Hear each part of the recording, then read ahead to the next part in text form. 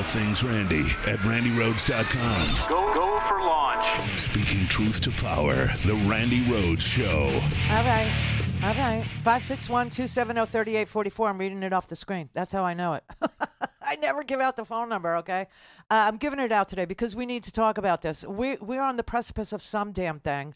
And the two ways that this could go is that they destroy themselves, meaning the GOP destroys themselves. And us as Democrats, we're not their parents, okay? We're not supposed to discipline them. We're not supposed to make them realize the faults of their ways. Nobody's going to make them govern. They don't want to govern. Their entire platform is blank for a reason, They're interested in one thing and one thing only, and that's decimating democracy. That's fascism. They are not interested in democracy. It's too messy. Okay, they want the money that's out there. They understand billionaires are looking to purchase. They would like to be purchased. Okay, they're all just waiting to, get some money in their pockets, and then they'll do the bidding of whoever is, funding them. It's all about money. They're gerrymandered into very safe districts. They have super majorities in the states, some of these members, and that's who they're talking to. That's who they're answering to. That's who they respond to. And what's really sad for us, they literally represent 1.8% of the Congress. These crazy maggots, 1.8%. Okay, and you got the same scenario in the Senate too, just so you know. Okay, don't be surprised when the Senate goes back crap crazy too. Now, Mitch McConnell's already shown you, how disgusting he can get. He actually, stopped Obama from doing his presidential duty. He actually was able to stop Barack Obama from appointing a Supreme Court justice after Scalia died and held that seat open for 11 months. And, one guy could do it and one guy did it.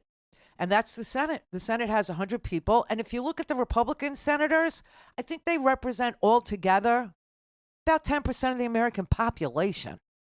I mean, it's really twisted when you think about how we've managed to stay a democracy all this time. But now the House has gone rogue too. So either they're going to destroy themselves or they're going to destroy democracy. Those are the two directions that are competing right now. Okay, whether or not they destroy, themselves, and my money's kind of on that. Why? Why? Well, see, democracy is difficult. It puts up a fight. It really does. MAGA, everything it touches dies. Everything Trump touches dies. Every single thing that is MAGA dies. It just look at Trump. Look at Giuliani last night. Did you see him? What a shell of a human being. There's nothing left of him, not even the hair dye. I mean, he's gone. He's just gone. And, he keeps losing lawyers. He doesn't pay them. He can't pay them. I don't know what the deal is. A lot of the lawyers don't want him as a client because they say he's so drunk so often. You can't deal with him. You can't work with him. You can't. He's just, gone. He's just gone. And so what has he done? He's turned around now and he's suing Joe Biden.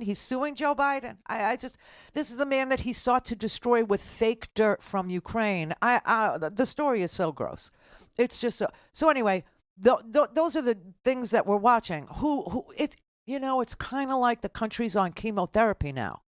Why do I say that? Well, obviously the GOP has been a cancer on the body politic. They have been a cancer on democracy for a very, very long time. They really have. Yes, you could be a child molester and be Speaker of the House. You can be a person who knew about child molestation as a coach of a wrestling team and not tell anybody and be, the head of the Judiciary Committee. You don't even have to be a lawyer anymore to be, somebody like Jim Jordan. But before Jim Jordan, there was Denny Hastert. For those of you who don't remember, try and remember. I honestly, and all the decent people who I might disagree with, but weren't like, horrendous human beings. They weren't like dead inside, like Paul Ryan or Boehner, so listen, he had issues with substances. Nobody knows exactly which ones were the ones that made him cry, but he cried all the time. That was not normal for a grown man. It wasn't. But he tried, to be the Speaker of the whole House, and they ran him out of Dodge, too. I mean, look at all their speakers. Newt Gingrich, they ran out of town. The only one that they kept was Denny Hastert for years and years, okay? And that guy finally did prison time for, child abuse. I don't know. The whole party is just so strange, okay? They're very weird. But because they have been a cancer on our body politic, if not democracy itself, then, the United States now has to go through chemotherapy to rid itself of the metastasized cancer that's been growing for 40 years. Now, with chemo, and I am an expert on it, it's a race. This is how I think about it. It's a race. What dies first? The body or the cancer? We're in that race. I want you to understand we're in that race. Today, I'm reading all kinds of newspapers. I mean, I'm reading everything from the Wall Street Journal all the way to the New York Post. These are the Rupert Murdoch properties, all the way to the New York Times, to the Guardian UK, which are more progressive properties. And then, the Washington Post, which is kind of neutral, really. I know, Bezos. Yeah, but Bezos is very busy selling me, eye wash or whatever. Okay, they're very busy selling me candles. They're very busy selling me, I'll shank a bitch candles. I love that candle. Smells like crap, but I like the label. It's a good gift. But anyway, so now we're in this race because all these newspapers, all of them, agree that it's a desperate situation that democracy is in. And nobody knows how it's going to finally play out. And they're telling you to understand that nobody knows how it's going to play out. And anybody who tells you they do is bullcrapping you. And the reason why that is because they don't have a plan. They don't know what they're doing. The cancer only wants to metastasize. It doesn't think. It doesn't have a policy priority. It just needs to feed its malignant self. And that is what the Republican Party exists to do now.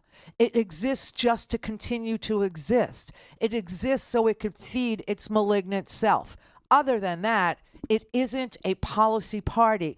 It isn't a governing party. It isn't a party that wants to or is capable of governing. They are literally attacking each other now. They are literally going after each other. And what's crazy is the two nominees that, there's three. If the truth be told, Trump has been nominated. He will be nominated by Troy Nehls of Texas. And, others will nominate him too. Matt Gaetz, when he was, obstructing Kevin in the 18th vote, the 17th vote, the 15th vote, the 14th vote, he nominated Donald Trump. Well, now all of a sudden Donald Trump says he's going to go to Congress sometime next week. He's going to go there and he's going to fix it. He's going to fix Congress. Remember, whatever Trump touches dies, right? So I don't know if he's legitimately going to throw his hat into the ring and become a candidate. But the other two, and Trump too, you can throw him into this mix too. They're all going to draw from the same pool of psychos. Like a Scalise. Scalise is David Duke without the baggage. And Jordan, he's a child molester. And Trump, he's a child molester. Don't have time to listen to the live show? Want to hear more on your schedule? Go to randyrhodes.com and buy a stinking podcast.